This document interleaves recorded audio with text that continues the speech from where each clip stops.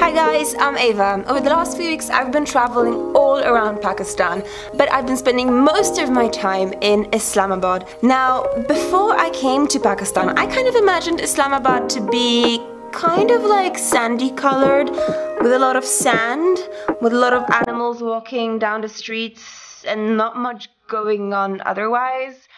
Basically, I kind of believe the same image that most people out in the West believe Islamabad to be. But of course, having spent time here, I realized just how wrong I was. So today, in this vlog, I want to show you my Islamabad. The Islamabad that I know and that I have come to really like. So yeah, let me take you on a tour of my Islamabad. Chalo, let's go. Before we actually begin, I want to take you out on a coffee with me because it's morning and I have not had my fix of caffeine yet, which is very bad. I cannot function without it. So I'll take you to one of my favorite coffee spots in town. Oh, here are my little pups. This is Moody. Hello, Moody. Say hello to the camera. Oh, and this is Husky. Big puppy. He's not an actual husky. That's just what we call him. Hey, Moody. What would you like, huh? I love these guys. This is actually one of my favorite parts of the day, is getting in the car and grabbing my little coffee run. So let's go. I just want to preface this by saying that Islamabad is really surprising. I think the thing that surprises people the most when they first arrive in Islamabad is just how green it is everywhere. I mean, there's trees, there's hedges, there's plants. It's extremely lush in that way, and that's actually one of my favorite things about the city. It feels like you're living in a village or the countryside and not the city itself. Right, we're just about to arrive. Find ourselves a parking spot. I'm not very good at this. This part of town is called Kosa Market and is this tiny cute little oasis in the middle of F6 or F7 in Islamabad, and most of the people that I know here in the city, it's pretty much their favorite hangout spot, and also mine. But we're here to get coffee and not wax lyrical about Kosa Market, so let's go and do that.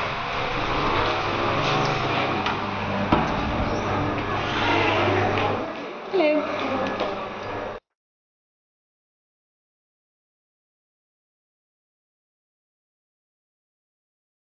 Yep, I'm a high-functioning individual, but only with coffee.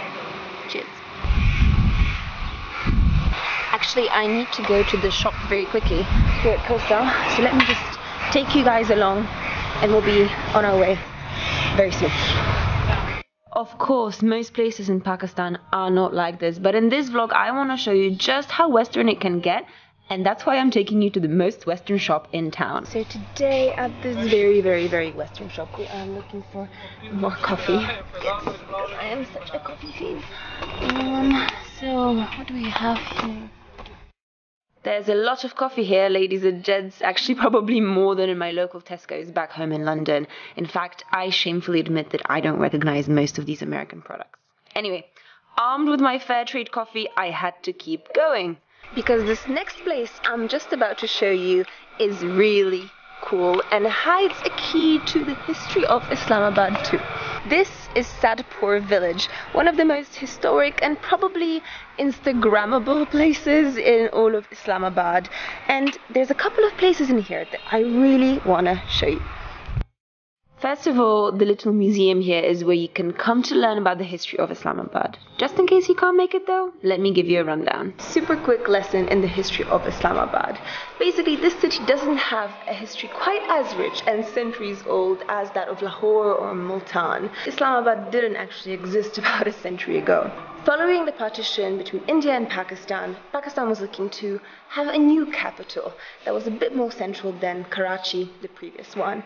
So they picked a piece of land in the middle of the country. They hired Greek architects and urban planners, and they decided to build a city, the new capital, called Islamabad, coming from Islam, which is of course the dominant faith here, and Abad, which kind of means city, I think in Persian. So in the 60s, this beautiful capital was created pretty much from scratch. and here we are. Now, for a culture vulture like me, the newness of Islamabad means that I don't really get my history fix here. But as with everything, you can find it if you know where to look.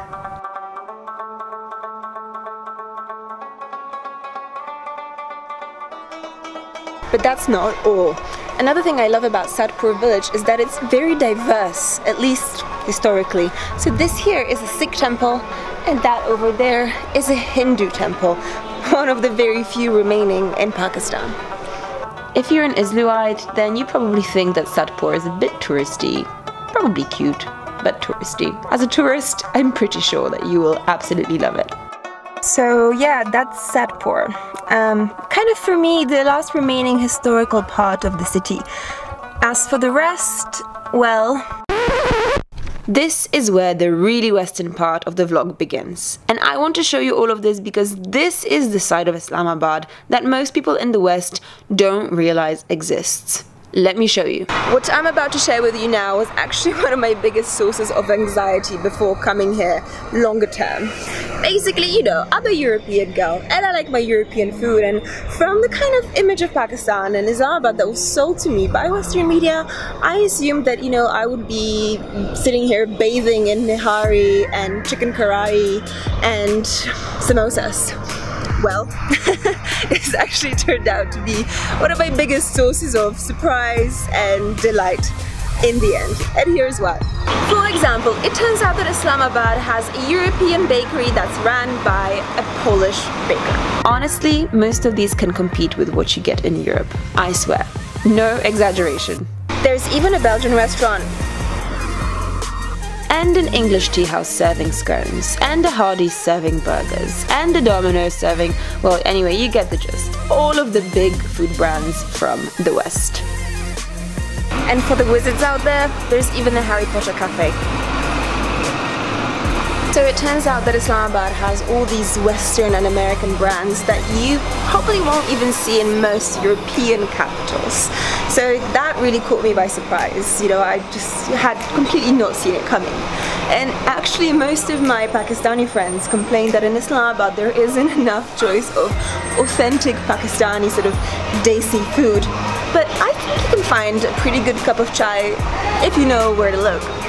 Or if you can handle it, Kashmiri chai and ras malai, which is a ridiculously sweet desi dessert. Please don't judge me for making really irresponsible food choices and stuffing myself with sweets. It's just how I am.